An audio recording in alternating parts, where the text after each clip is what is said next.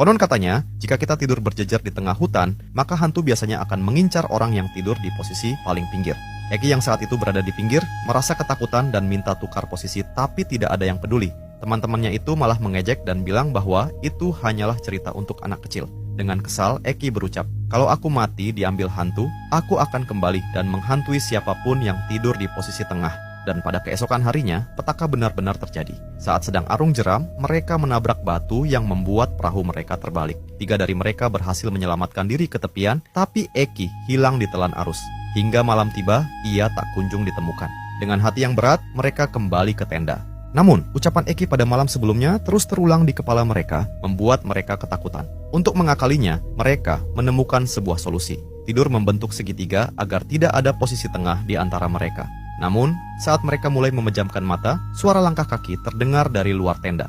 Langkah kaki itu terdengar berat dan semakin mendekat, lalu berhenti tepat di depan tenda. Jantung mereka berdetak kencang melihat tenda dibuka secara perlahan.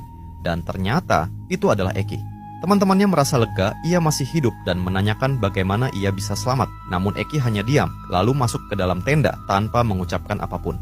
Mereka memutuskan untuk kembali tidur, akan tetapi perasaan mereka mulai gelisah. Eki yang biasanya tidur mendengkur, sekarang terdengar sunyi.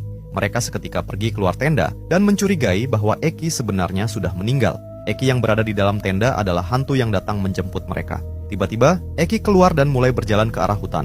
Mereka mencoba menghentikannya dan bertanya apakah dia baik-baik saja.